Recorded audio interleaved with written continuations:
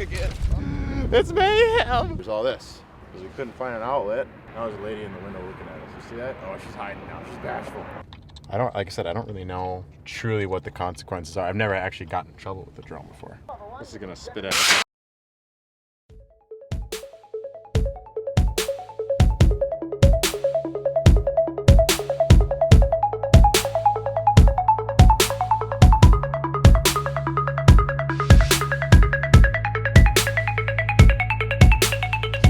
Supposedly, this is gonna spit at us. Oh my, yep, okay. Supposedly with a new boat, this is gonna happen again. It's already happened at this gas station this morning. I don't know why I have my mask on.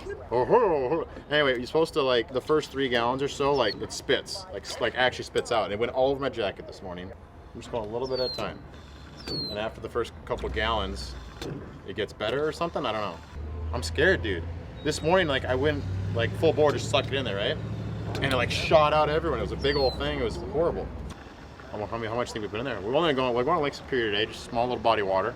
Meeting up with the dude who actually lived in the apartment that I was in when I was in Florida after I moved from Florida. He literally moved in my apartment building, like the same unit. And I worked for 13 fishing for a little while. But this is his stomping grounds, and I've always wanted to do Wisconsin in the spring. Northern Wisconsin, Lake Superior. So today we're gonna do that. And the boat is not dialed or set up correctly. There's still some things that we need to figure out, but we should be able to get on the water. We should be able to catch a fish or two. It's just a full send kind of a day. Here we go.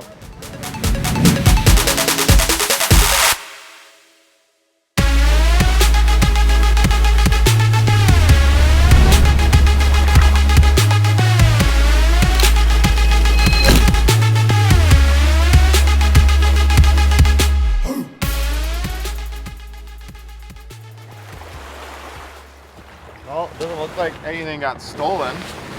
There's 2 grabs. Yeah, 2 grabs on front, 2 grabs on the console. We had to pull a little bit of an audible last night. We have the boat plug in. I have another battery back here that's just for electronics that I need this charger for. And then there's all this. Because we couldn't find an outlet. Now there's a lady in the window looking at us. You see that? Oh, she's hiding now. She's bashful. She's bashful. She's like looking at it. So we went all the way through the window because there's no outlets on the outside of the building and we couldn't park anywhere. I was close to it. Thankfully we had just enough cord and all of our batteries are charged, so we're in good shape.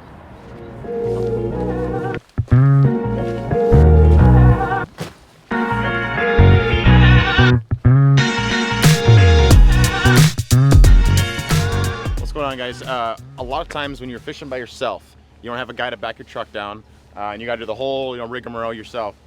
I keep an extra remote, and often I have it actually mounted in the truck for your talons. You can back the boat in, you kind of get it to where it's half floating in the back, and you kind of push it off, hit the double down, it'll stay right there. You can drive your trailer out. So that way when you're parking, you know your boat's not gonna be sitting there bouncing around, or you don't have to get out and tie it off and put it in park again. It's just like one smooth motion. Now, a couple things of advice. One, obviously you need to have the front of your boat unhooked. Make sure your launch isn't too steep where your boat's gonna slide off there. Only you will know that. But 2, the closer you can get to the dock, if you're good at it and within practice, the easier it is for me to step up from the dock to your boat. It's not gonna be sitting there moving around if there's wind or other boats come in and out.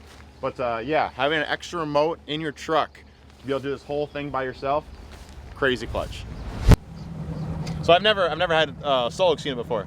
I've been running helixes for the last 4 or 5 years. 7s, 9s, 10s, 12s. I've had them in different configurations, different boats. So I've never had an actual touchscreen unit. The boat isn't completely set up the way it needs to be. The guys at Minnesota Boat Rigging, we worked all night last night on it, but this was kind of a random trip. It was a good trip to break in, and there was a bite going on for smallmouth, which I couldn't resist. So that's what we're doing here today, is just getting on the water and kind of fine-tuning things. But I don't even think we have power or transducer hooked up to this one yet. The front 2 units should be working, but again, we haven't given like a once-over yet. So today is just about getting out, getting used to the boat. I mean, I don't even have foot controls for my talons yet. I don't even have them talons synced up. I got like nothing done. It's like, I like the Helix and they're a good option for the price point, but to just be able to like move around is insane. You go to your graphs, let's see, I have the Wisconsin shipping, and boom, 1 foot contours. I'm gonna get rods rigged up and ready. I have like a few, but not what I probably need. And then within an hour, we're gonna be fishing. So I'm making a vow, promise, whatever you wanna say, to always be running when the motor's on, to have my life jacket on. Now I say that and I was idling out without it on. And that means I start now.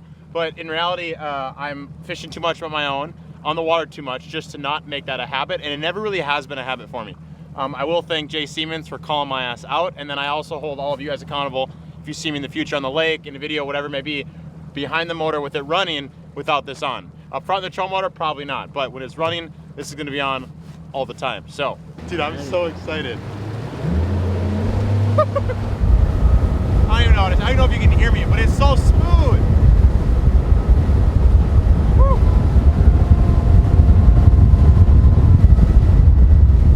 So good, dude.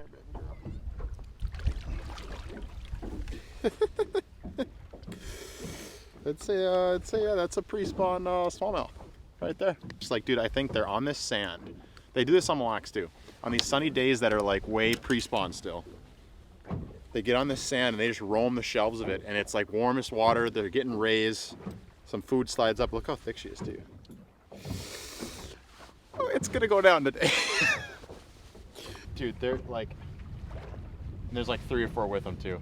I'm not used to seeing population of smallmouth this healthy on any other body of water that's not Mille Lacs. So when you can come up here and do this, and you catch the Mille Lacs, you know, super thick Great Lakes big water smallmouth, it's just ridiculous. Look how thick it is. Look how thick, like, they're just a ball of muscle. Unreal. Probably the 3rd cast in the Ned rig.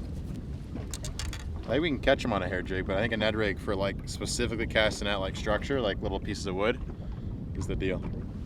Cool?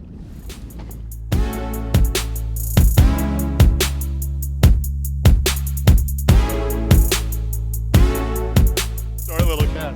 But yeah, dude, okay, so it's interesting because this boat's only a foot shorter than the last boat, but it feels differently. Like, I can tell you that just sitting up front here, it's wider further, which is awesome, because that was one of my biggest complaints about the TE, was it felt like you were getting congested as it came up to a narrow top.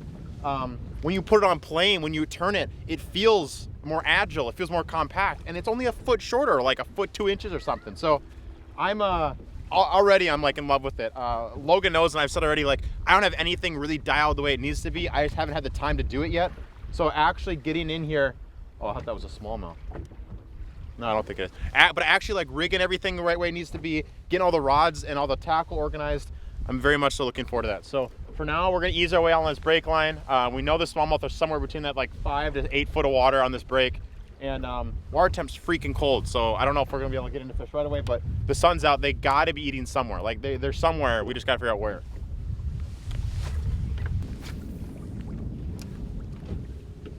Golly, I don't know what I do. Like, I can't horse it, but it's like literally getting into the wood.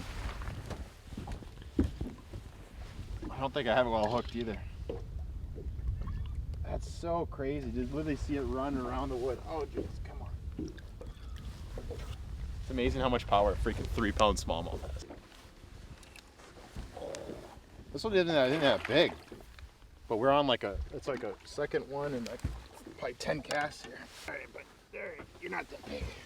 Little football though. They're just healthy, man. Like, they're just so freaking healthy. This is probably one of the smallest ones of the day.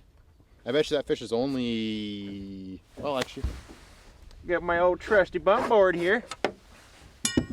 Yeah, 17, 16 and a half, 17. My guess is it's probably 3 pounds on a good day with a fat belly, maybe 3 1/4. But either way, healthy fish, stocky. And we might be on a little something here. We're on this, like, there's like hardly any rock here. It's just sand and then like troughs of trees. And they used to use these little bays and harbors when they would float a bunch of wood down Superior to store wood, so they would just all sink. And now, again, you find all these little holes and troughs of a bunch of this wood. Scott's like, dude, they warm up on it. You know, you should fish around it. And with 360, I'm literally going in and out of these sand to like patches of wood, sand to patches of wood, or on the edge of a big one. And it was like, as soon as you can find one, you can almost like tell it's going to happen before it happens, because everything comes together. It's all in the right, you know, you have the sand that comes up to an edge that's like got a bunch of timber, and it's just cool. It's cool to see, and being able to see across the water too, not just what's like what your eyes can see or what's down underneath the boat. You're actually looking outwards. So And we're only in 4 or 5 foot of water. If we were deeper, you could probably see further. I think I can see like 60, 70 feet with 360 on right now. But yeah, it's legit. And we got probably another half an hour of light, so try and catch another one.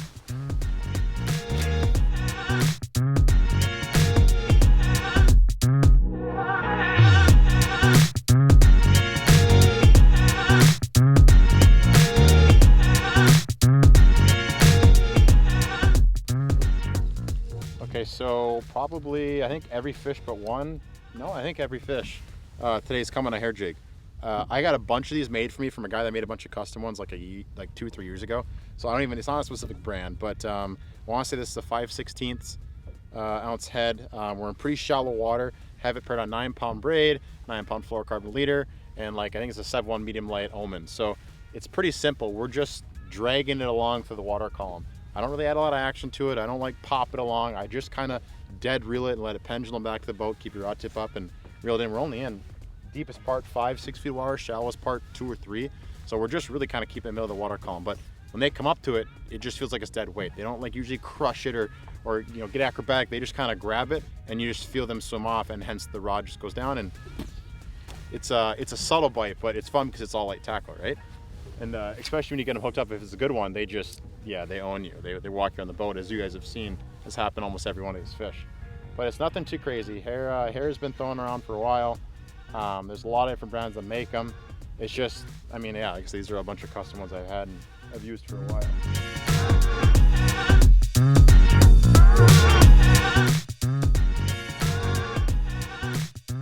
We literally just said, like, how are we not getting bit? You look at the 360 and it's like a minefield of wood. It's a good fish. Well, this is the right fish. This is a fish that's just pulled up. It's nice and tan. Oh, come here, baby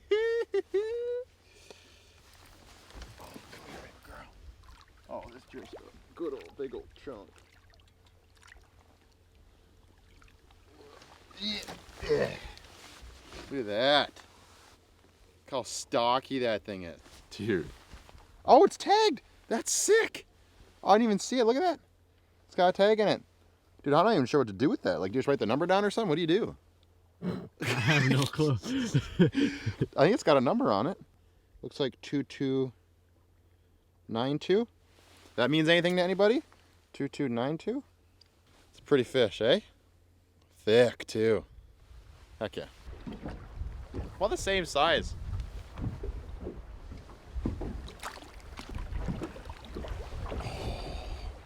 All right, that was worth soaking the watch. Yep.